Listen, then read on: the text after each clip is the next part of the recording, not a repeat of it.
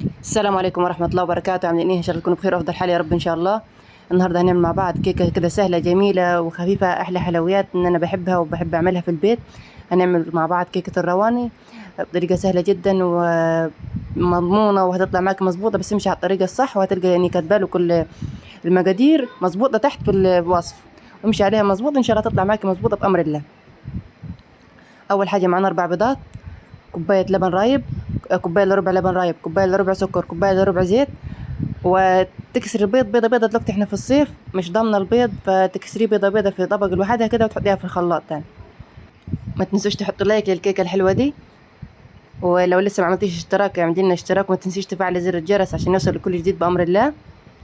ولو انت وصلتي معانا لحد هنا في الفيديو، آه خشي كده خدي لك لفة كده في القناة، وان شاء الله تعجبك وتعملي لنا اشتراك وتنضمي لعائلتنا الكبيرة.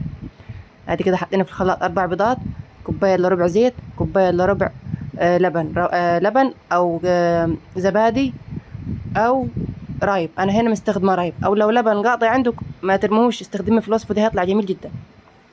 وهذه كده الفانيليا. ما تنسيش تحطي معلقه صغيره خل، هتظبط معاك الدنيا من الاخر، هتمشي الزفاره، هتنفش معاك الكيك، هتعمل زي كانها محسن للكيك. اوعى تستهون بمعلقه الخل دي لانها بتفرق جدا جدا بصراحه. نصلي بينا كده على الرسول، وهننزل كده بكيس بسبوسه.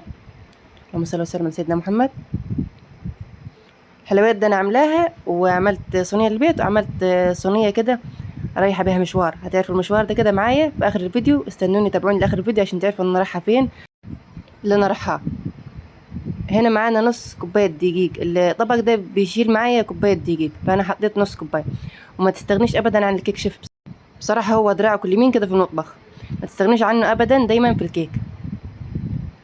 كده تقلبيها كويس في اتجاه واحد من فوق وتحت وتحت لفوق، واديله يدي اديله يدي كده، تظبطيها في الخلط كويس لحد لما توصليها للقوام ده. شايفه الخط ده؟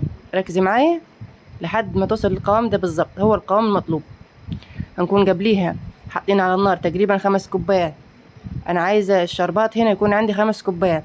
هتحطي 3 سكر و2 ميه ماشي، هتحطي 3 ميه و2 سكر ماشي، هتحطي 2 ونص و2 ونص. تمام، انا حطيت 2 ونص و2 ونص. تمام، 2 ونص سكر و2 ونص ميه، هيطلع معاكي مظبوط. لو انت حباها اكتر سكر هيكون اعلى، تحطي 3 ل2، 3 سكر ل2 ميه. تلقوني كبالك المقادير تحت في الوصف. ومعانا الصواني كده، الصينيه المربعه دي اصغر واحده في الطقم، الصينيه المدوره دي اللي هي الوسط. هتدهنيهم كويس سمنه وتخشي بيهم كده على فرن عالي، هياخدوا معاكي تقريبا نص ساعه.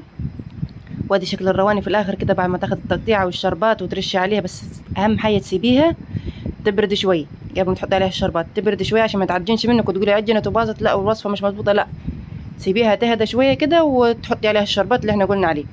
بسم الله ما شاء الله، جميله جدا، تستاهل بكم والله يا جماعه، جربوها وما تنسوش تقولي لي في الوصف، في التعليقات طلعت معكم مظبوطه ولا لا. بسم الله ما شاء الله، مظبوطه بالشعره كده وجميله جدا، تستاهل بكم والله.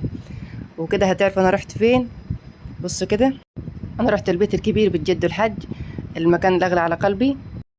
السلام عليكم ورحمه الله وبركاته. عاملين ايه؟ ان شاء الله تكونوا بخير وافضل حال يا رب ان شاء الله.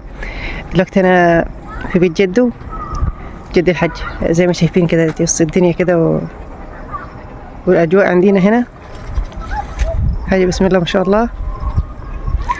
وان شاء الله لما نروح للبيت بتاعنا فوق عند حماتي هنوريكم البيت قال ازاي. هنعمل فيديوهات حلوه هناك، وهنعمل حاجات اكتر حلوه هتعجبكم ان شاء الله. وما تنسوش في نهايه الفيديو كده تدعموني، تدعموا القناه بلايك واشتراك، ونشوفكم على خير في فيديو جديد.